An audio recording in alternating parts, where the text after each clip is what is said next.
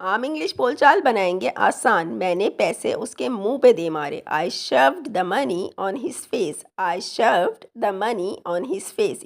मुंह पे दे मारे इंग्लिश में कहेंगे शव्ड। शव्ड। उसे पेचिश लग गई। He got the runs. He got the runs यानी उसे डायरिया हो गया। इस रंग के लिबास में तुम बहुत अच्छी लगती हो, या ये रंग तुम पे खूब जचता है। This colour suits you well. This colour suits you well.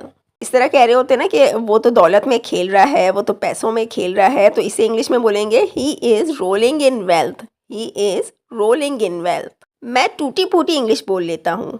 I can speak English but not very fluently. I can speak English but not very fluently यानी मैं टूटी फूटी इंग्लिश बोल लेता हूँ। जब उसके बाप ने उसे पैसे देने से इनकार किया तो गुस्से से वो पागल हो रहा था। When his father refused to give him money, he just wilded out. Follow for more.